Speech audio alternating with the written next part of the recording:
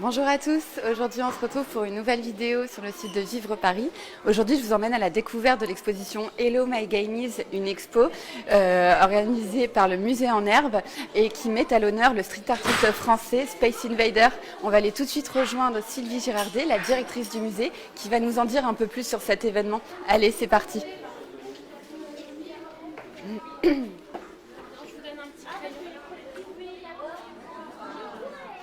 Bonjour Sylvie. Bonjour. Alors est-ce que vous pouvez d'abord dans un premier temps peut-être me présenter le musée en herbe, parce que c'est un musée un peu particulier à Paris quand même. Ah oui, tout à fait. C'est un musée pour les 3 à 103 ans. Mais encore. Et encore, ça n'est pas limitatif, parce qu'il y a un monsieur de 103 ans qui est venu l'an dernier qui m'a dit est-ce que j'aurais le droit de venir à 104 ans. Très bien. En fait, c'est un musée qui est vraiment à la base conçu à hauteur d'enfant, c'est bien ça? C'est conçu à hauteur d'enfant, mais avec où nous présentons des grands artistes avec différents, disons, niveaux de lecture. Oui. Donc on a des visites pour les tout petits, des ateliers pour les tout petits, une découverte en famille avec grands petits, et pour les professionnels et les spécialistes, on a même des visites pour eux. Alors pour cette nouvelle exposition, vous présentez le travail d'un street artiste français qui s'appelle Invader. Est-ce que vous pouvez me présenter un peu cette exposition? Peut-être voilà, on va se promener un peu dans cette première salle d'exposition. Oui, alors Invader, c'est effectivement un street artiste français que les Parisiens et les habitants des autres villes aussi connaissent, mais surtout les Parisiens, parce qu'il a posé 1000 petits mosaïques dans tout Paris et 3500 dans le monde entier.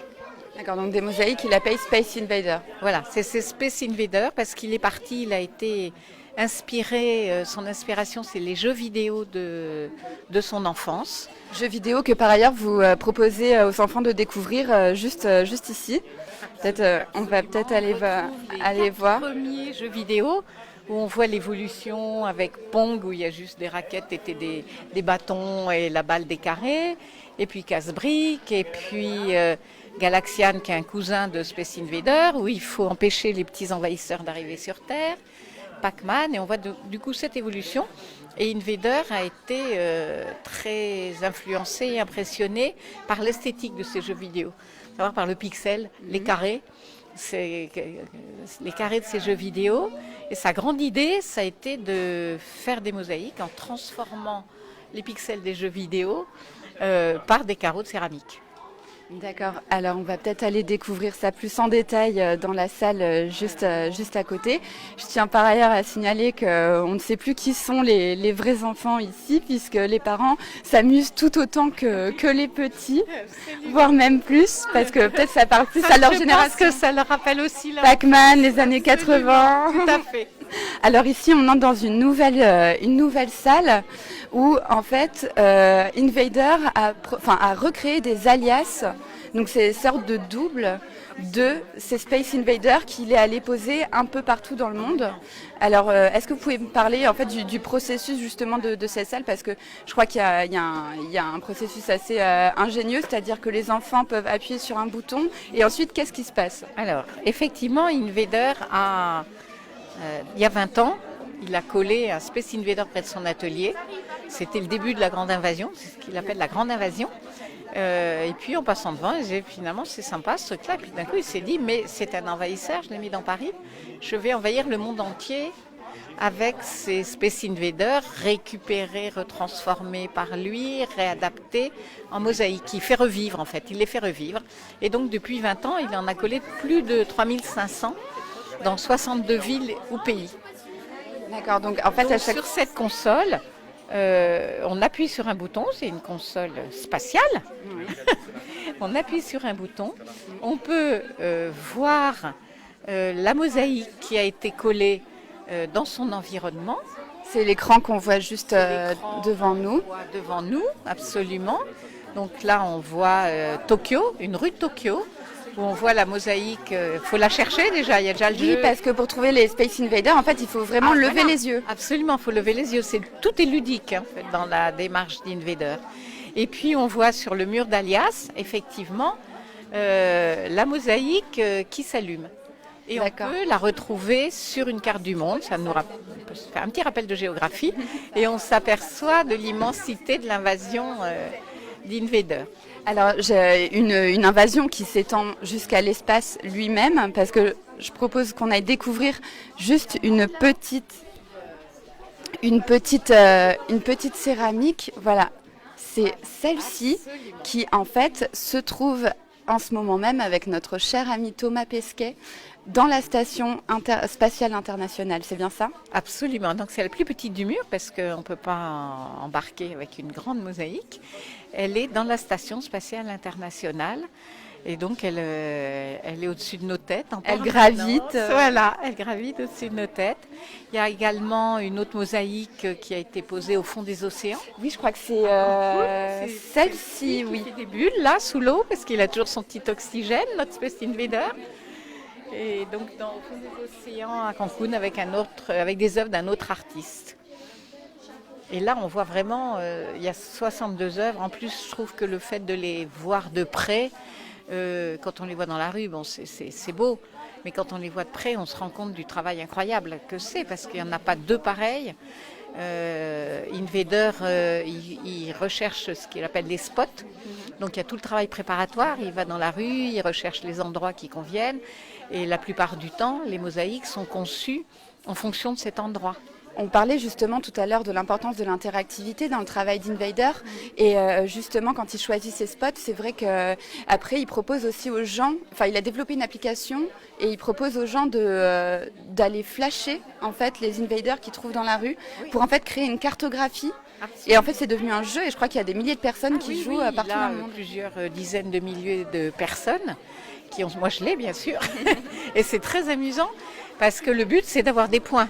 On ne gagne rien, mais on se prend au jeu. C'est une sorte de chasse au trésor. Chasse au trésor, absolument.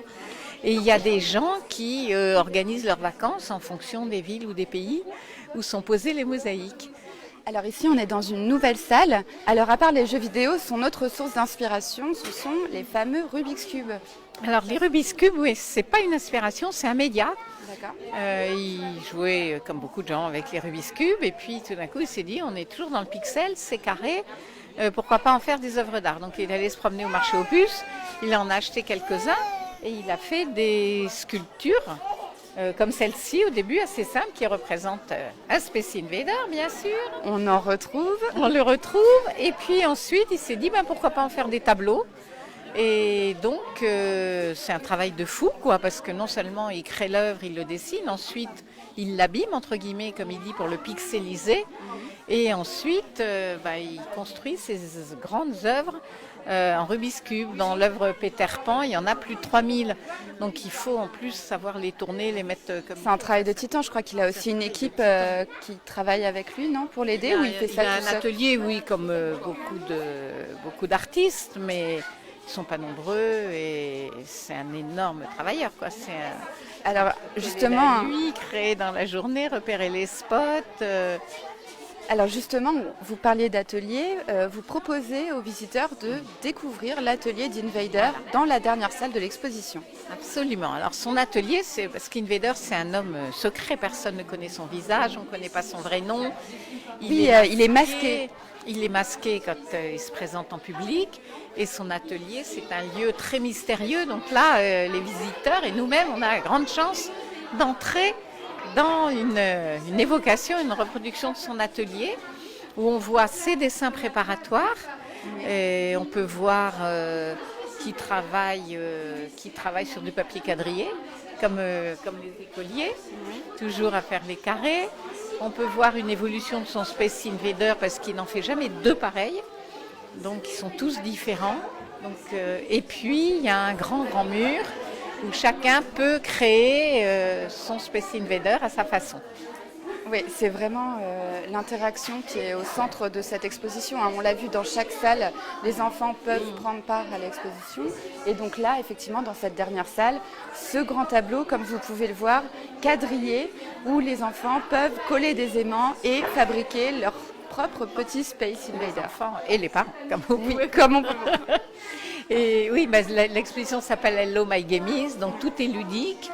Et Invader, donc quand il a accepté de venir envahir le musée en herbe, je crois était très sensible aux enfants, au monde de l'enfance, au monde interactif.